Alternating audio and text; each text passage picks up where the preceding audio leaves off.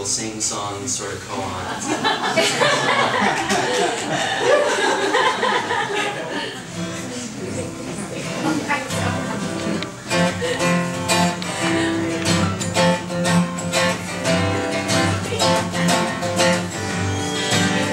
This morning I went up to the reservoir by myself.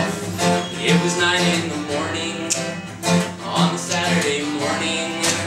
It was my one day off and I didn't have to get up so early, but I thought I'd get some perspective, you know, be one with everything, be enlightened by lunchtime.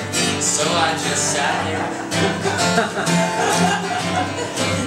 It was sort of cold and gray and the fog was blowing too, and I listened to the birds and I tried to just watch the fog. Now think about how agitated my mind was getting.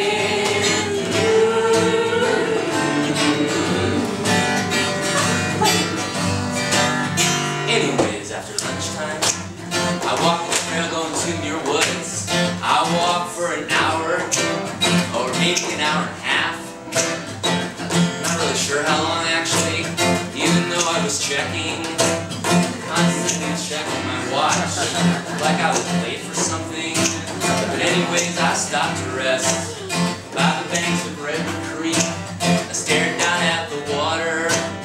There were lots of things in there. I saw water mosquitoes, little fish with spots in them, pretty stones that shone in the sun, and I learned some pretty cool things, like that water mosquitoes make love doggy style, and then they start fighting.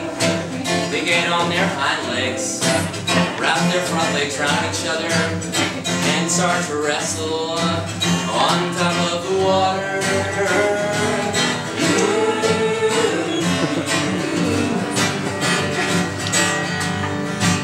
I saw this fish that stayed in one place for about half an hour, and I wondered what it was waiting there for.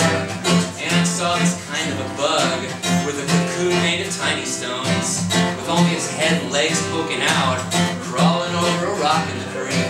And then my vision expanded, and I saw lots of cocoons, all slowly moving. It was really amazing. They kind of reminded me of hermit crabs. I took one out of the water, and I held it up in the air.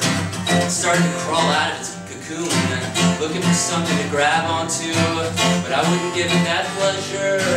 And then I started feeling kind of mean, like I was playing God or something, and I didn't really like that, but a little part of me did.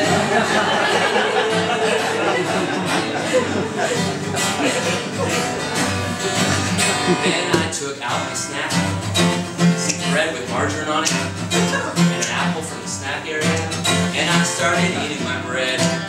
Then I wondered if the fish that was there, the one who'd been there half an hour, would eat my snack if I threw some in. So I started chucking tiny little pieces of bread at this poor spotty little fish. And then I realized maybe I was wrong. You're not really supposed to put bread in creeks. It's not really native habitat. Anyways, fish shouldn't really eat bread. It's not really part of their diet. And I was trying to alter the fish's original nature.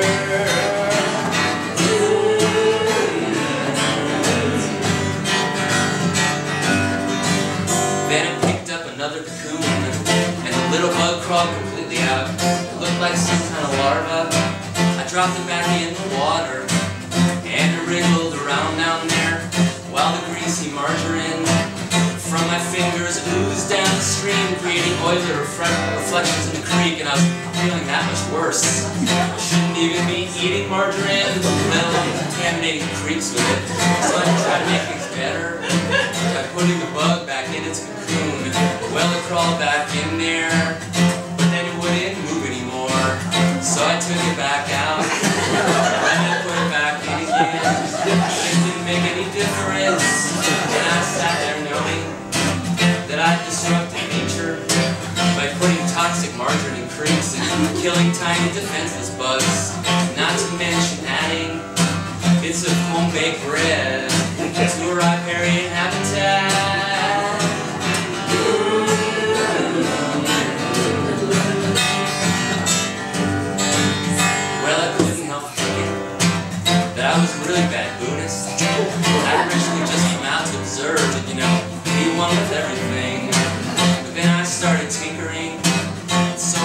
just sit there.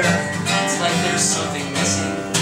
So I kind of try to extract it from the world around me. It's kind of a weird philosophy. But anyway, that's my spiel. And now that I've expounded and harmed a few sentient beings, I'm not really sure what to do with myself. Maybe crawl in my cocoon for a while, practice staring at creeks and walls until I get really good at it. Meanwhile, I'm having trouble just finding an end to